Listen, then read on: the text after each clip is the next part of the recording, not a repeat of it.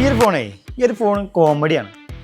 Actually എന്താ സംഭവിച്ചു വെച്ച് കഴിഞ്ഞാൽ കൊതുവിനെ തച്ചതാണ്.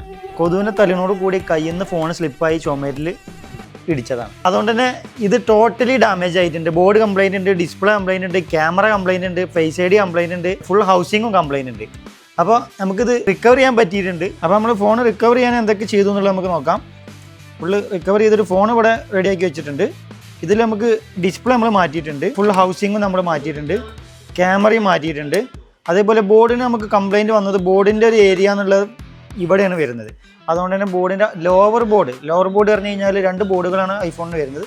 അതിൻ്റെ ലോവർ ബോർഡിനാണ് കംപ്ലൈൻറ്റ് വന്നിട്ടുള്ളത്. Network, wifi, base band, audio എന്നീ പറയപ്പെട്ട കാര്യങ്ങളൊക്കെ വരുന്ന ഒരു ബോർഡാണിത്. അപ്പോൾ ഇത് മാത്രമാണ് നമ്മൾ മാറ്റിയിട്ടുള്ളത്. ബോർഡ് മാറ്റുക എന്നുള്ളത് ഒരു മെനക്കെട്ട പണിയാണ്. കാരണം ഇതിമത്തെ ചിപ്പുകളൊന്നും ഡാമേജ് ഇല്ലാതെ നമുക്ക് ഇതേ ബോർഡിലേക്ക് നമുക്ക് സ്വാപ്പ് ചെയ്തിടണം. അപ്പോൾ ഇത്തരത്തിലുള്ള ഏത് ഫോണായാലും പിന്നെ കൊതുവിനെറിഞ്ഞതായിക്കോട്ടെ, വണ്ടി കയറിയതായിക്കോട്ടെ, ഫ്ലാറ്റിൽ നിന്ന് വീണ് താഴേക്ക് വീണതായിക്കോട്ടെ, എല്ലാ തരത്തിലുള്ള ഫോണാണെന്നുണ്ടെങ്കിലും എല്ലാ ഫോണിൻ്റെ ബോർഡും നമ്മളേത്ത് അവൈലബിൾ ആണ്. അപ്പോൾ നമ്മളിതൊക്കെ ചെയ്യുന്നത് ഒറിജിനൽ സ്പെയർ പാർട്സ് വെച്ചിട്ടാണ്. ഐഫോൺ ആയാലും ആൻഡ്രോയിഡ് ആണെന്നുണ്ടെങ്കിലും ഏതാണെന്നുണ്ടെങ്കിലും നമ്മളേത്ത് ഫുള്ളി ഒറിജിനൽ സ്പെയർ പാർട്സും അതേപോലെ തന്നെ ഫസ്റ്റ് ക്വാളിറ്റി സ്പെയർ പാർട്സും നമ്മളേത്ത് അവൈലബിൾ ആണ്. ആവശ്യക്കാരുണ്ടെന്നുണ്ടെങ്കിൽ തീർച്ചയായിട്ടും നമ്മൾ ഈ കാണുന്ന കോൺടാക്ട് നമ്പറിൽ കോൺടാക്ട് ചെയ്യാവുന്നതാണ്. Okay, thank you.